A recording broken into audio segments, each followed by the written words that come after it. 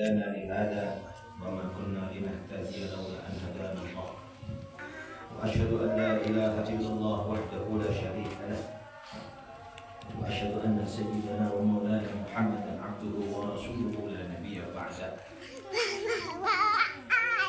اللهم صل وسلم على سيدنا محمد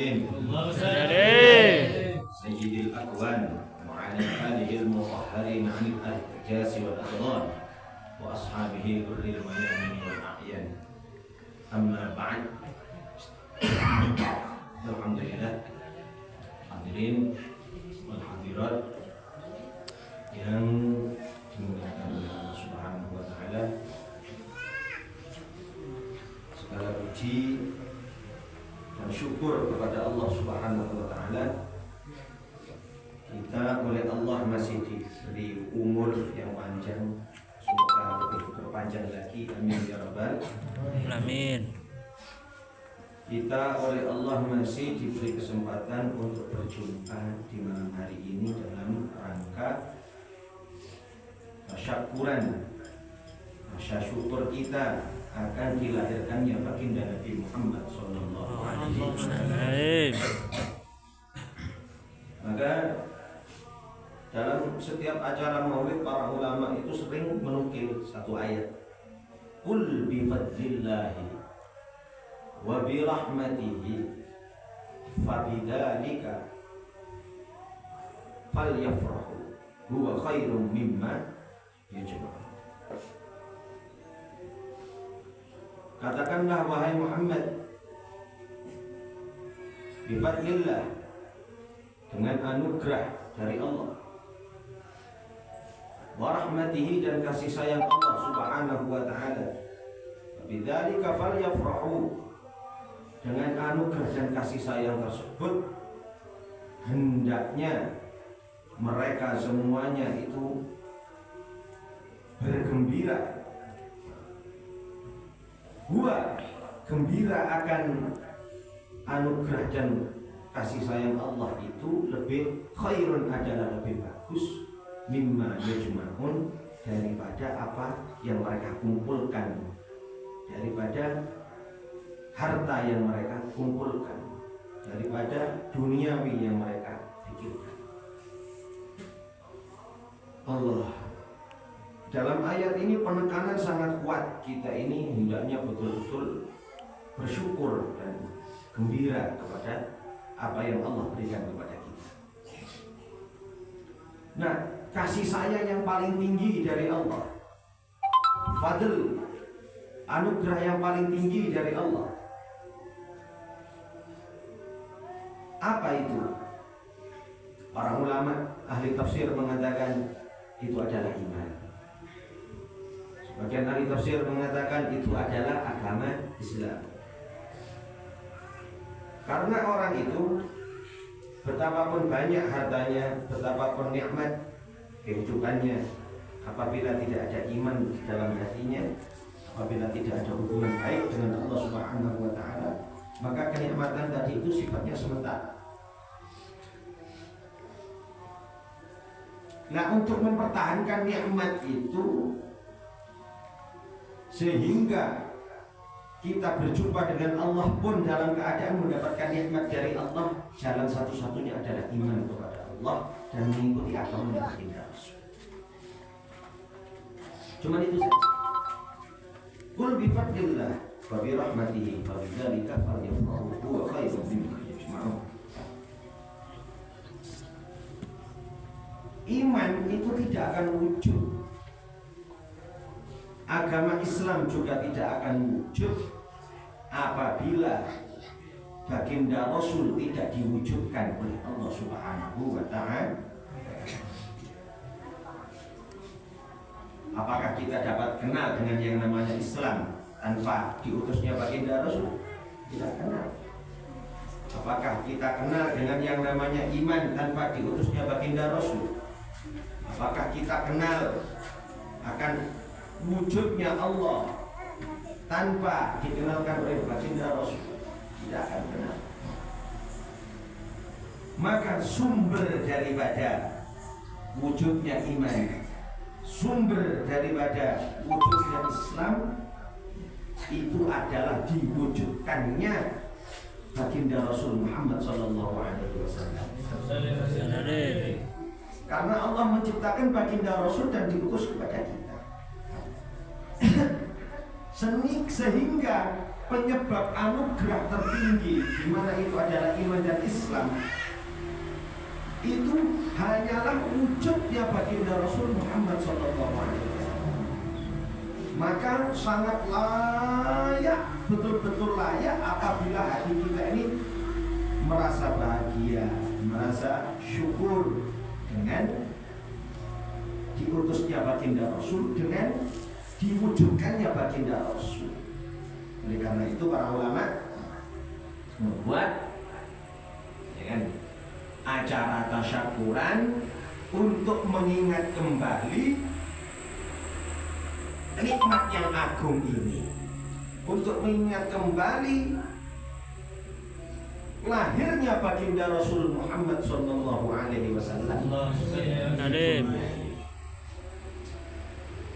supaya kita ini ingat asal usul iman kita itu lewat siapa, supaya kita ini ingat asal usul Islam disampaikan oleh siapa, supaya kita ini punya hubungan dengan Nabi Muhammad Sallallahu Alaihi Wasallam. Karena sampean mengesahkan Allah Subhanahu Wa Taala, sampean menyembah Allah Subhanahu Wa Taala tanpa mengenal baginda Rasul Muhammad Sallallahu Alaihi Wasallam, maka semuanya sia-sia. Sia-sia. Ngaji kamu tapi kamu tidak mengenal baginda Rasul, sia-sia. Sholat kamu tidak mengenal baginda Rasul, tidak ada cinta di dalam hati kepada baginda Rasul, sia-sia. Dakwah kamu juga demikian, zikir kamu juga demikian. Karena jalan satu-satunya menuju kesuksesan, menuju diterimanya ibadah, menuju diterimanya dakwah, menuju diterimanya zikir, menuju diterimanya apapun itu bentuk ketaatan, tiada lagi selain baginda Rasul Muhammad Sallallahu Alaihi Wasallam. Maka di tahun 570 Masehi, sekarang tahun berapa Masehi? 2005. 570 Masehi baginda Rasul lahir ke dunia ini. Kurang lebihnya 570 Masehi. Di mana sebelum itu kejadian yang namanya Amul Fil, tahun gajah. Ada seorang perdana menteri dari kerajaan Habasyah, tinggalnya di Yaman, di sini. Ibu kota Yaman, San'a namanya. Perdana menteri itu bernama Abroha.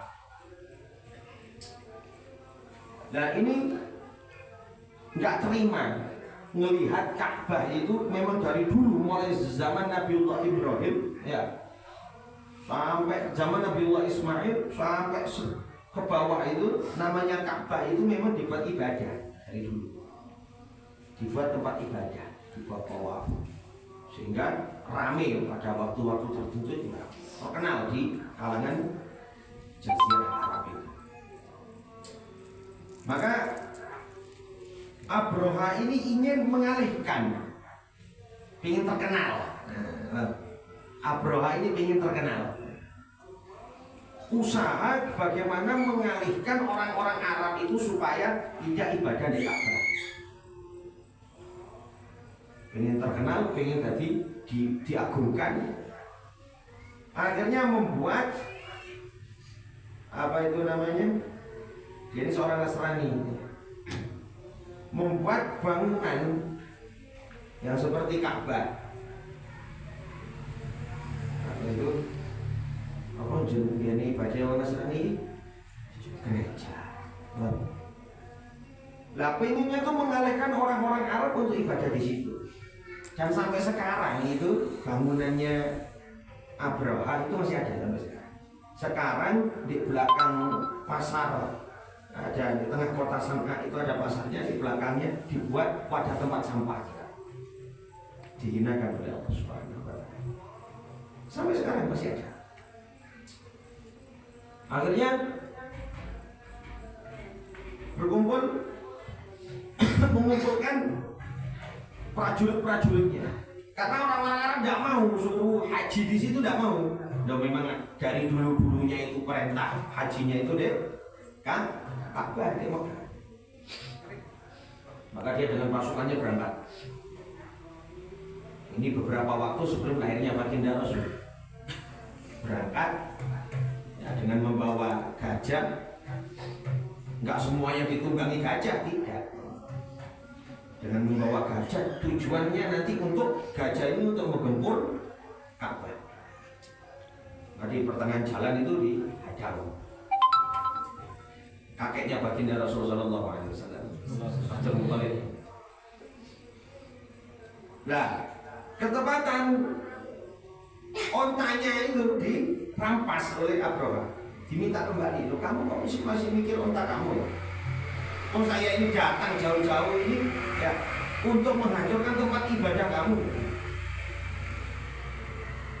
Maka dia menjawab, onta saya ini ada yang memelihara, yaitu saya. Tempat ibadah saya pun juga ada yang memelihara. Siapa itu? Tuhan saya, Allah Subhanahu wa Ta'ala.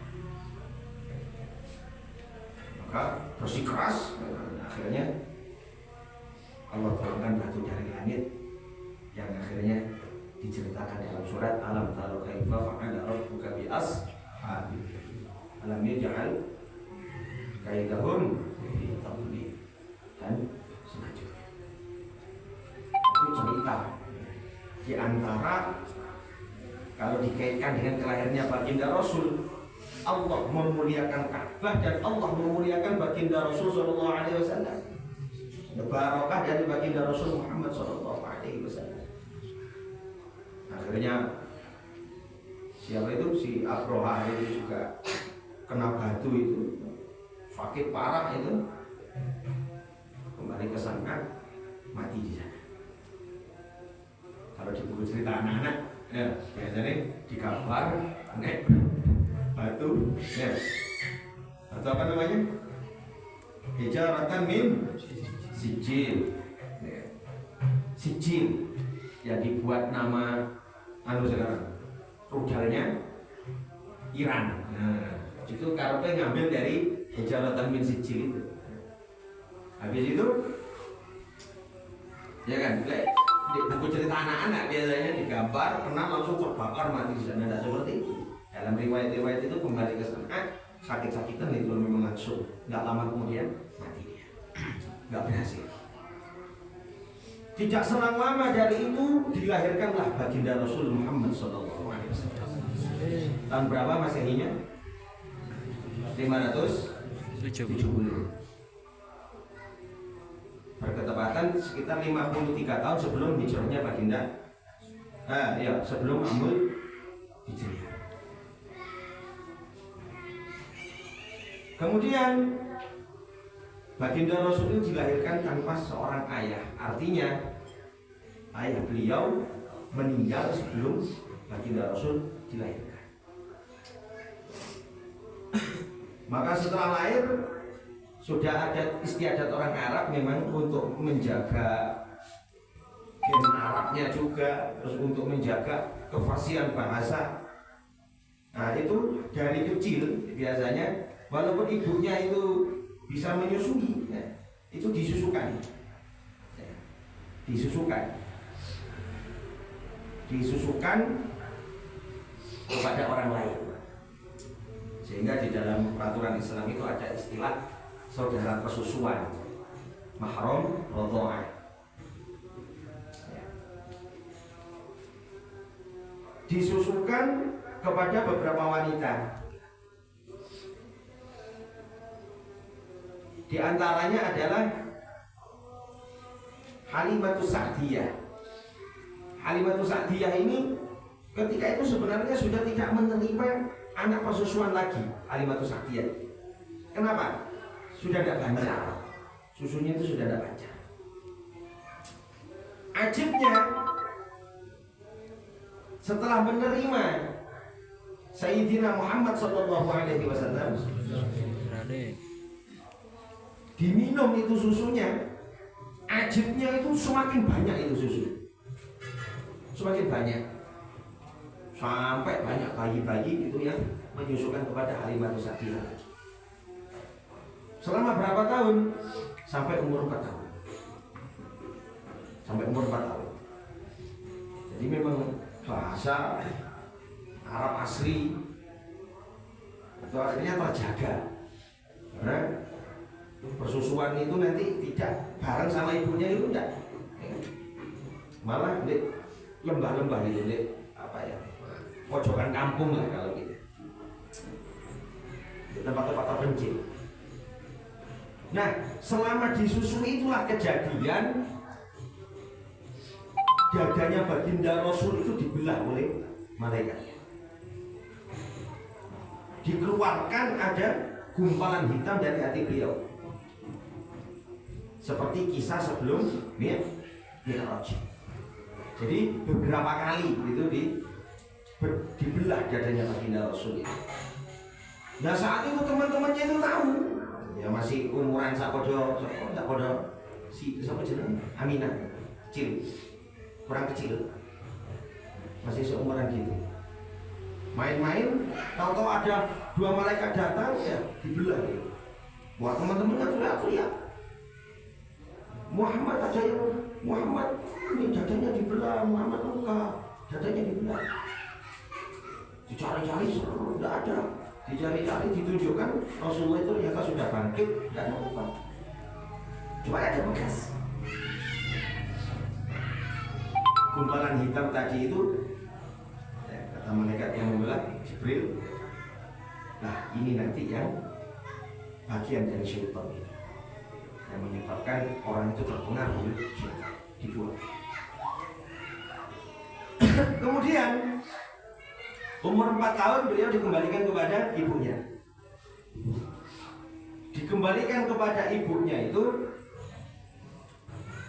tidak lama hidup dengan ibunya Sayyidah Aminah. Di umur 6 tahun beliau diajak oleh ibunya untuk endang, dari unggulan endang, untuk berkunjung. Berkunjung kepada keluarganya yang ada di Madinah. Ke Madinah, sepulang dari Madinah, di pertengahan jalan ibunda baginda Rasul itu jatuh sakit parah. Di satu tempat namanya Abwa, antara Mekah dan Madinah. Sakit parah di situ. Nah, ketika itu ibu baginda Rasul sudah tidak kuat apa-apa. Baginda Rasul di dekat kepala ibu beliau. Terus ada orang-orang yang satu rombongan ketika itu, orang-orang yang menemani dalam rombongan itu. Di antaranya adalah Ummu Samah.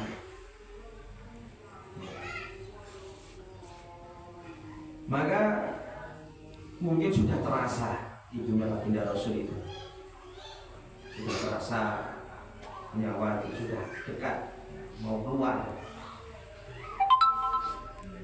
Berpesan untuk menjaga kepada Ummu Samah, untuk menjaga baginda Rasul. Dan baginda Rasul itu diwasiati. Isi wasiatnya pernah saya ceritakan, bait yang panjang itu. Di antara isinya, in sahha ma absartu fi manami fa anta mab'utsun ila anam. Kalau memang benar apa yang aku lihat di dalam mimpiku, mestinya kamu nanti itu oleh Allah Subhanahu wa taala akan diutus untuk seluruh manusia.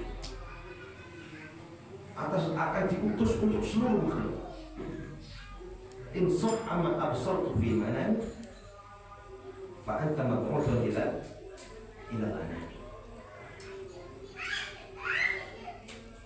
Panjang itu. Disampaikan engkau nanti akan diutus dengan sebuah agama yang namanya Islam. Dini abika Abrahami, agama nenek moyang kamu yaitu Nabi Ibrahim alaihi salatu wassalam. Sampai pada akhirnya beliau menyatakan di dalam bait syair itu, wallaha anhaka anil asnami alla tuwaliha ma'al aqwam. Atas nama Allah aku mencegah, melarang kamu untuk menyembah berhala-berhala seperti yang disembah oleh kaummu. Jangan kamu ikut-ikut mereka. Nah, disinilah para ulama itu mengatakan, ada kelompok-kelompok yang menyatakan bahwasanya katanya ibunya baginda Rasul di neraka dan lain sebagainya. Itu sangat tidak adab gitu. Ya wong ibunya baginda Rasul saja itu diperlihatkan oleh Allah bahwasanya baginda Rasul itu nanti akan menjadi orang yang besar, akan diutus untuk seluruh manusia. Kok ada yang mengatakan seperti itu? Apalagi sekarang kan zaman HP, orang bisa melihat postingan gini. Itu kalau nanti tidak punya dasar agama kuat, maka akan terbawa oleh paham-paham yang buruk seperti itu. Karena sekarang ini zamannya campur aduk sekarang ini. Ya. Urusan agama dicampur dengan duniawi, urusan agama dicampur dengan politik, dicampur dengan macam-macam, campur aduk. Kalau kita itu nanti lihat video-video ingin ngerti agama kok lewat apa itu namanya HP, ya, lewat internet. Sedangkan kita nggak tahu siapa ini orang yang menyampaikan, keilmuannya bagaimana, sanadnya bagaimana, akhirnya kita ini jatuh kepada pemahaman-pemahaman yang keliru. Akhirnya ikut orang-orang yang tidak bertanggung jawab. Sanad keilmuannya, jalur keilmuannya ke baginda Rasul tidak ada. Ini bahaya. Makanya untuk agama jangan tanya kepada yang ahli, jangan tanya kepada YouTube. Banyak di YouTube itu, di video-video itu sejarah dibelokkan, sejarahnya para sahabat dibelokkan, sejarahnya baginda Rasul juga dibelokkan oleh orang-orang yang tidak bertanggung jawab. Apalagi cuma sejarah-sejarah pejuang-pejuang terakhir, pejuang-pejuang agama di akhir-akhir ini. Orang itu akan menyampaikan sesuai dengan kepentingannya masing-masing, untuk repot. Kemudian hadirin yang mulia, setelah itu ibu baginda Rasulullah, beliau umur 6 tahun. Maka yang mengasuh beliau setelah itu adalah kakeknya. Diasuh oleh kakeknya. Cuma 2 tahun, tidak lama. Maka tahun 578 kakek baginda Rasul ini meninggal dunia. Ibu era ini, ayah dari kecil sudah tidak ada, dari bayi sudah tidak ada. Umur 6 tahun ibunya meninggal dunia, diasuh oleh kakeknya yang satu-satunya.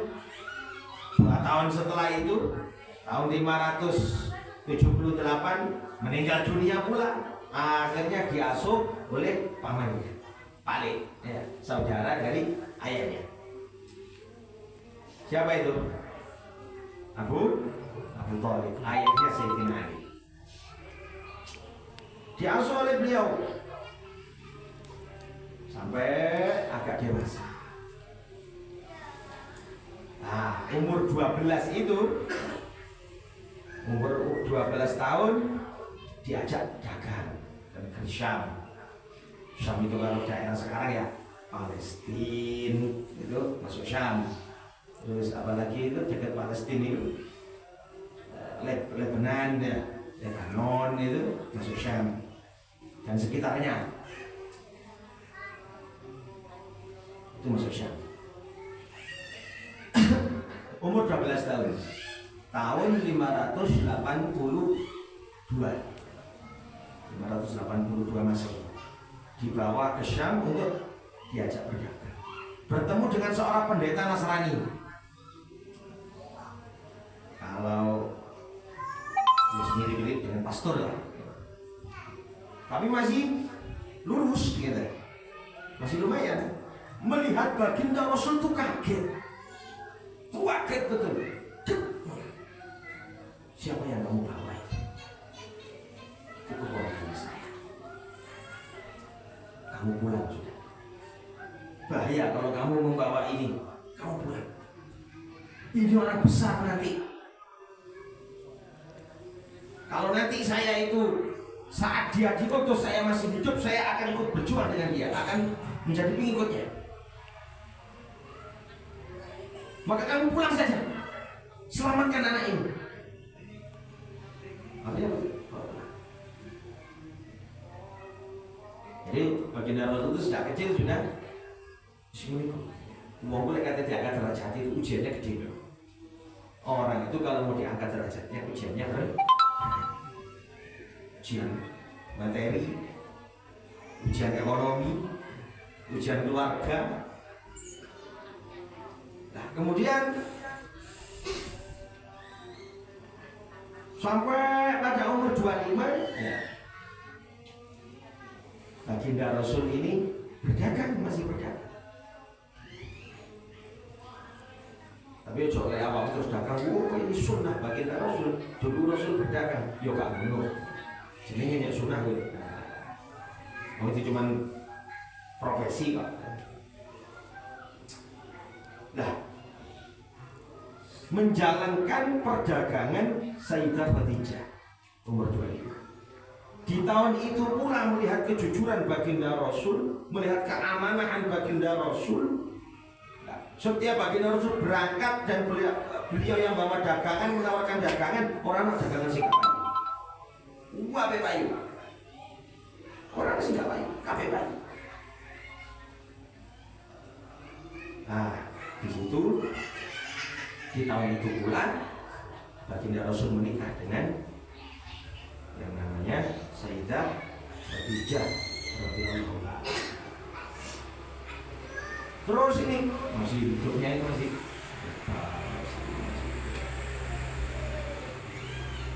singkat cerita, beliau di umur 40, berarti sekitar tahun 610 Hijriah. Apa? Masehi? 610 Masehi. Singosari punten nomor dereng. Hah? 610. Udah. Apa nih? Udah. Nah,